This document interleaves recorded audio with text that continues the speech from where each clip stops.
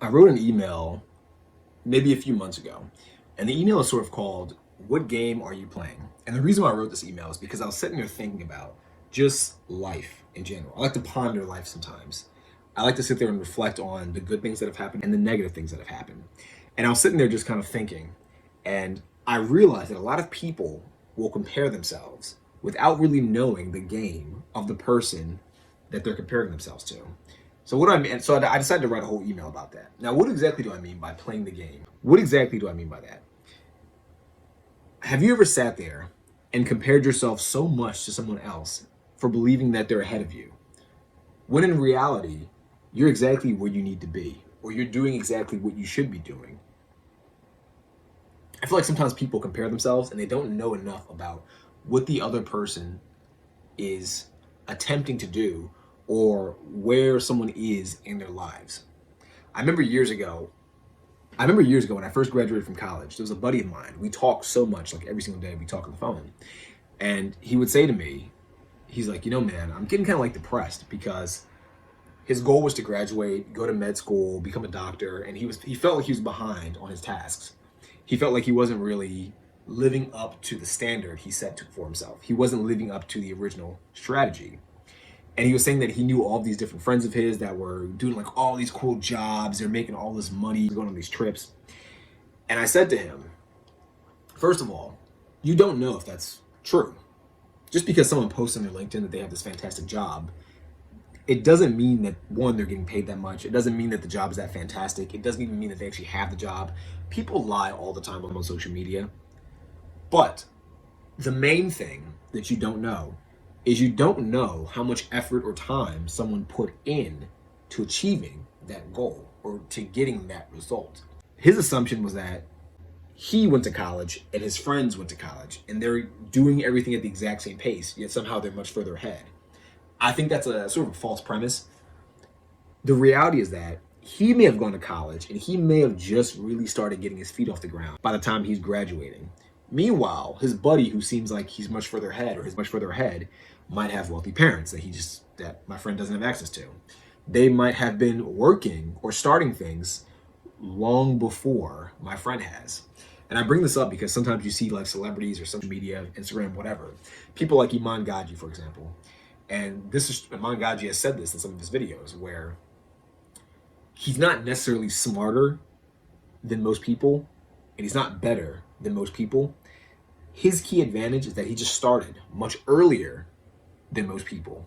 When most people were going to high school or college or kind of doing the traditional route, he started his business when he was like 14 or 15. He was making the mistakes early on. And because he was making the mistakes early on, he's at the age of, I don't know when he became rich, but say like 21 or 22 or 23.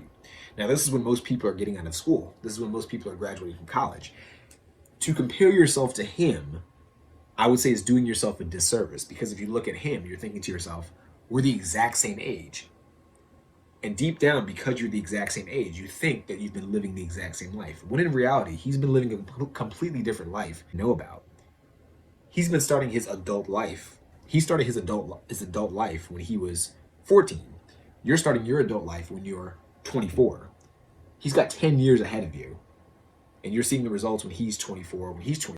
Give yourself another 10 years, perhaps you'll be exactly where he is. Maybe you'll get there faster than he did it. Maybe you'll get there by the time you're 30 or 31 or 32. Does that make sense? So the reason why I made that email and the reason why I'm making this video by extension is because I feel like everyone's got to really sit there and think to themselves, what exactly is the game that you're playing? What exactly is the goal that you have for yourself? What exactly is the vision that you have for yourself? And I say this because I'm guilty of it myself. Sometimes I'll sit there and I'll see people, for example, friends who are getting married or friends who are whatever. And I think to myself, man, it's so cool. Am I behind because I don't have those things? And then I really think about my goals. I think about the thing I've always had for myself. And then I think to myself, well, no, because what they have doesn't fit what I want. Like it would be nice to have maybe the kids. It'd be nice to have the house, but having those things doesn't contribute to my long-term vision for myself or to my goals. Much in the same way, if we were to flip it and go from their point of view, and if they were to see me, they might say, why is Lenny doing those things? Why is Lenny not getting married right now? Why is Lenny not, sticking to a single company, trying to max out his 401k and doing A, B, and C? Well, it's because I have a different vision. I have something else that I want out of my life that or she or they might not want. And that's totally cool. That's totally fine.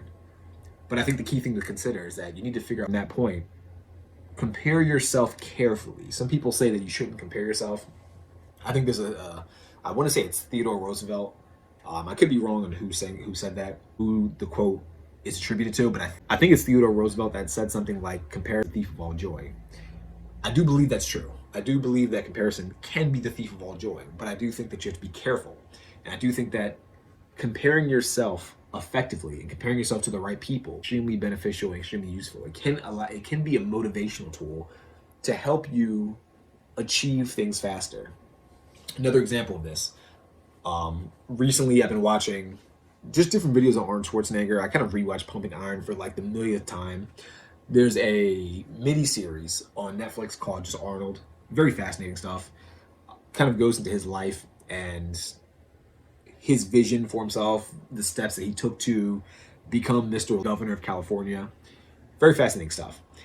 And I also read his book, Total Recall. I finished it about maybe 2 weeks ago or so. Fascinating book. Excellent book. Highly recommend everyone read it or listen to it if you want to listen to the audiobook.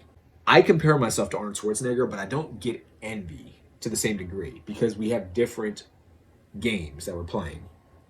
He played the game of being Mr. Olympia. I have zero desire to be Mr. Olympia. I have zero desire to even be the size of him. I have zero desire to be a world-class bodybuilder like him. He had dreams to become a movie star. I don't have dreams to be a movie star. I would love to be in a horror movie one day. That's a goal of mine, but I don't want to be a movie star. It's not a goal of mine. It's not part of my vision for myself. He had dreams and aspirations later on in life to become a politician, to become the governor of California. I don't have any of these aspirations. I don't have to become the governor of any state or the mayor or, on city council, whatever, senator, whatever. But he does. But we're playing two different games. Now, I compare myself to him because his achievements and his mindset is motivating, and it helps me, in my personal opinion. People around me might not be super motivated and not motivational. He helps me get to that next point. But in the grand scheme of things, I don't think it's good to compare too closely, because if you compare too closely, you're almost feeding yourself into his game. You're playing his game if you compare too closely.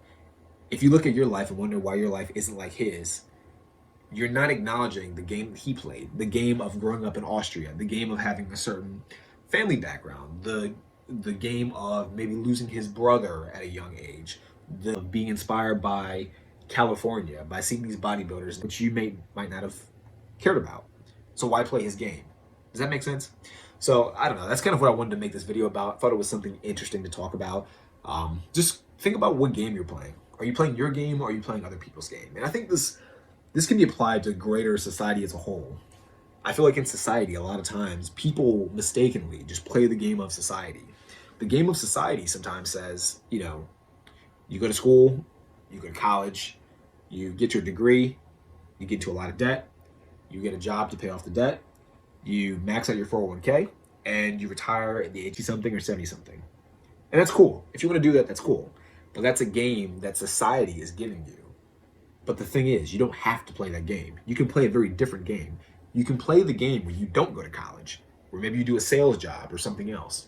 You can play the game where you don't have a 401k, or you don't max out your 401k. Maybe you take the money that you would have put into your 401k and you invest significantly into yourself.